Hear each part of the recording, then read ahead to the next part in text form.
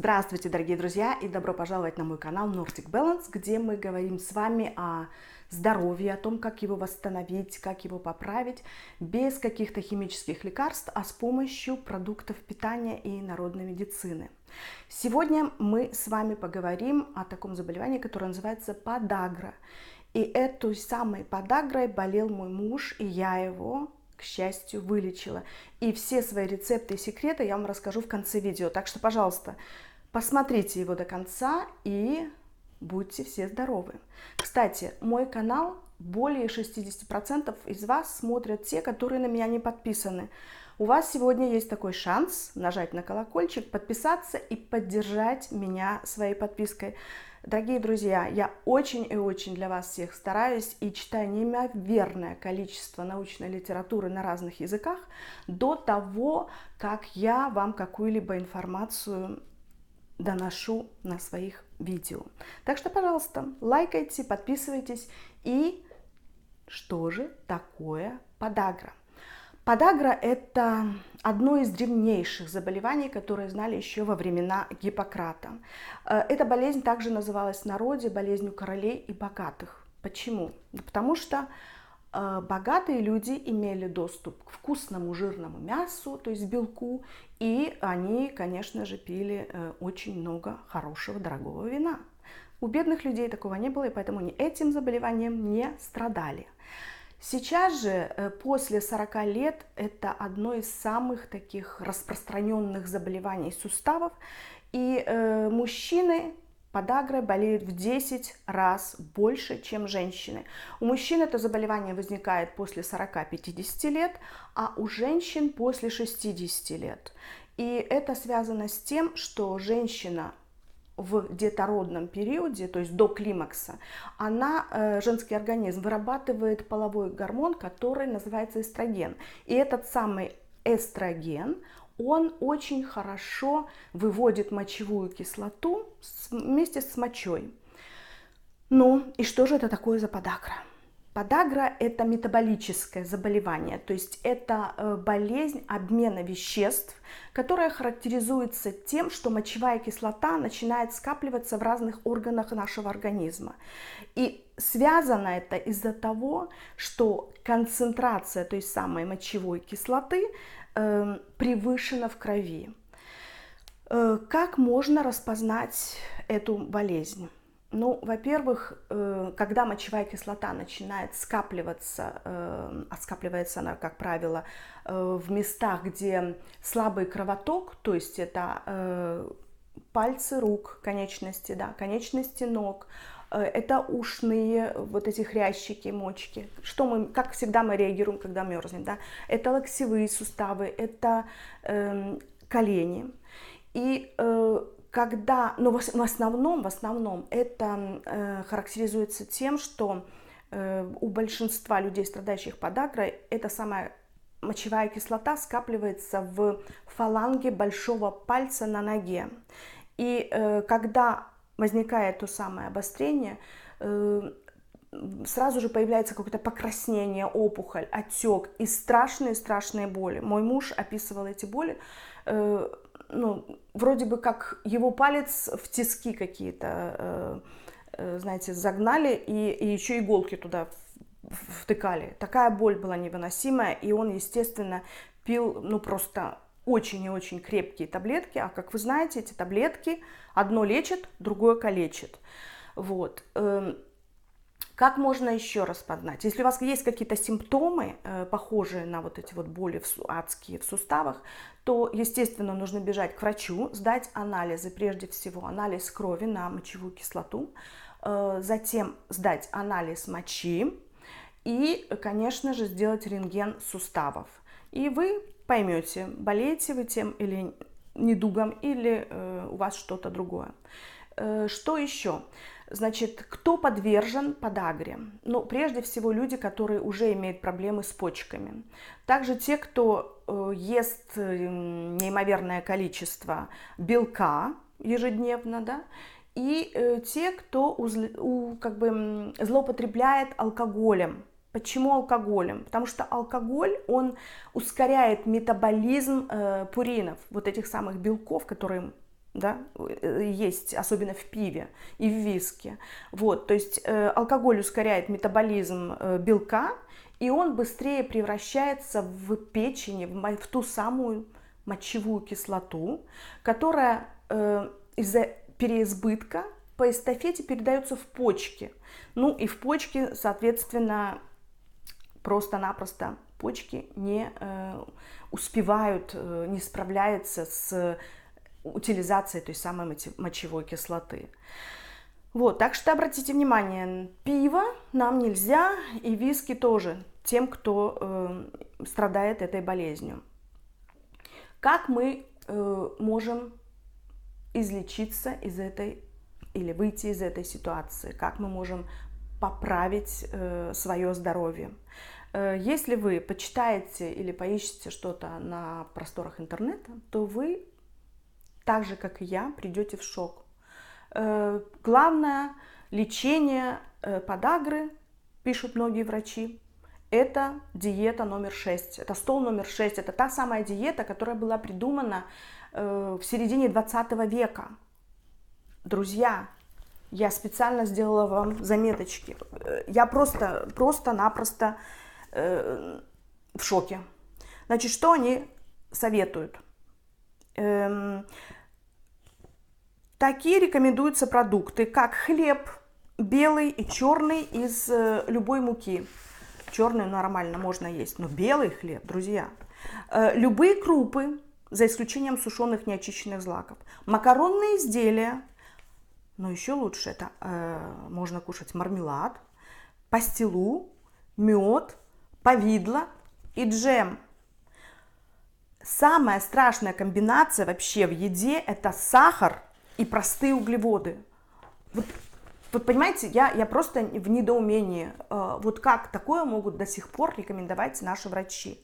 Ну, понятное дело, в те времена, как мы привыкли есть, да, в советские времена, это первое, второе, третье и компот. То есть первое там какой-то суп, картошка с какой-то там сарделькой, и на десерт что-нибудь, какой-то тортик, ну и компот, да, и все. И потом мы такие все уставшие, измученные, и все эти ужасные болезни только и возникают из-за этого, да. При подагре, чтобы вы понимали, ни в коем случае нельзя есть сахар, никаких джемов, никаких быстрых углеводов. Морепродукты тоже плохо отражаются, потому что там очень-очень большая концентрация этого белка. Нельзя есть никаких картошечек. И вот это вот все, вот этот пищевой мусор вы должны полностью исключить из своего рациона. Внимание! Вы должны прежде всего пересмотреть свой рацион питания. Для тех, кто имеет излишний вес, вам необходимо похудеть. Это просто номер один. Вам нужно снизить ваш вес, потому что люди, которые полные, которые имеют там 10-20 лишних килограмм, они склонны к отекам. Вся эта жидкость в организме у полных людей задерживается, естественно, и тем самым огромная нагрузка дается вашим бедным почкам. А если проблемы с почками, как я ранее сказала, то, естественно, вы будете также расположены к болезни, к подагре. Так что, пожалуйста, пересмотрите свой вид и образ жизни, да, свое питание, свой рацион прежде всего, убрать все быстрые углеводы, сахара, картошечки, макарошечки, все крупы, каши, все убрать и начать питаться нормально. Что значит нормально?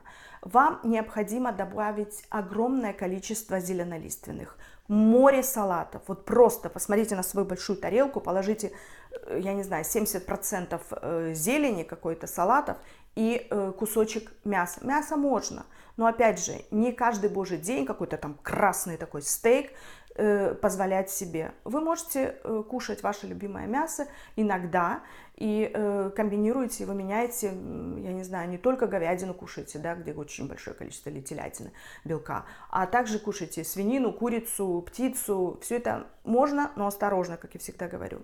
Кроме салатов, вам необходимо добавить масло, такое как льняное масло. Прекрасно тоже выводит мочевую кислоту. То есть заправляйте свои салаты льняным маслом. Кушайте клубнику, сейчас сезон. Чудесный фрукт, ягода великолепно справляется с этими обменными процессами. Кроме клубники добавьте обязательно 2 яблока в рацион свой. Яблоки тоже чудесно выводят мочевую кислоту из организма. Яблочный уксус, ребята, попробуйте. Если у вас нет проблем с вашим желудком, если у вас нет язвы желудка, попробуйте сначала чайную ложку на 200 мл воды, размешайте, выпейте. Если не будет у вас никаких, я не знаю, там, ощущений плохих, то пейте и добавляйте, может быть, 2 раза в будущем этот самый яблочный уксус в день. И можно увеличить дозу столовую ложку на 200 мл 2 раза в день. Чудесно очищает наш организм, и это такое естественное окисляющий, ощелачивающий такой эффект яблочный уксус несет. Помимо этого, добавьте, когда у вас, или если у вас есть обострение подагры, вишню, красную вишню, темную вишню или же вишневый сок. Но заметьте, не сок из магазина, где добавляется, не знаю, море сахара, да, а наш домашний. Купите вишню на базаре, сделайте сами сок из нее и выпивайте прям по несколько стаканов в день. Почувствуйте облегчение сразу же. В рацион вам тоже нужно добавить огурцы. Они также обладают таким, знаете, мочегонным эффектом и будут прекрасно. Можете сделать себе отвар из листьев брусники. Почитайте на упаковке, как заварить тот самый отвар, и в период обострения можете употреблять по пару стаканчиков в день этого самого отвара брусники. Можете сделать такую, знаете, йодовую сетку. Если у вас болит палец, к примеру, сделайте йодовую сетку, это тоже облегчит ваше обострение. Можете сделать содовые ванночки, опустить ногу туда, в эту воду с содой и подержать ее там. Но самый главный компонент вашего питания – это будет калий-цитрат, натрий-цитрат, который выводит великолепно кислоту мочевую, омега-6, и вы сейчас приятно удивитесь, свежевыжатый сок сельдерея. Вы даже не представляете, какое облегчение вы получите, если вы будете выпивать по 2-3 стакана свежевыжатого сока сельдерея. Вот этим самым я и вылечила своего мужа. Сначала я ему давала 3 раза в день этот сок. Туда выжимала также еще сок из одного лимона, то есть он будет не таким неприятным по вкусу, да. Потом я снижала до 2 стаканов в день. И теперь, когда у него уже вообще нет этих приступов, или, ну, если возникает, то, может быть, раз в 7 месяцев, и то это не такие боли, которые у него раньше были, да, и без таблеток он сейчас обходится. Сейчас я ему делаю регулярно 2-3 раза, может быть, в неделю вот такой вот, как я называю, коктейль. Выжимаю сок сельдерея из стеблей, да, и туда же добавляю сок выжатого лимона, с одного лимона. Чудесно. Все это взбалтывается, выпивается, и прекрасное такое мочегонное средство, которое очень и очень помогает. Попробуйте, и вы мне потом напишите комментарии и скажете спасибо. Калий-цитрат, магний-цитрат обязательно выпивать 2-3 раза в день вместе с едой. Ну а омега – это просто нужно до конца ваших дней выпивать этот витамин или масло это, или, как скажете, обязательно это необходимо. Смотрите мои видео про витамины. Омега необходимо для памяти, для нервно-центральной системы и для всего остального, то есть это не обсуждается. Итак, что же мы должны исключить из своих рационов? Повторюсь, все крахмалистые овощи, все бобовые, сою, немножко реже кушать тот самый белок из мяса. Ни в коем случае не есть никаких круп, каш, сладостей, тортиков и быстрых углеводов. И вы увидите, как произойдет в вашей жизни счастье. Вы начнете выздоравливать и набираться сил, и постепенно вы будете просто-напросто забывать о такой ужасной болезни, которая называется так красиво болезнь королей. Но нам она совсем не нужна. Дорогие мои, если вам понравилось это видео и оно было полезно для вас, еще раз вас попрошу подписаться, лайкнуть, написать какой-то комментарий и ваши пожелания, что бы вы хотели услышать в следующий раз. Так что я всегда буду рада для вас работать, изучать еще больше научных материалов и стараться нести все это в массы. Делитесь моими видео с вашими родными и близкими и будьте здоровы, счастливы и любимы. Ну а на сегодня все. С вами была любящая вас Виктория Андерсон. Пока!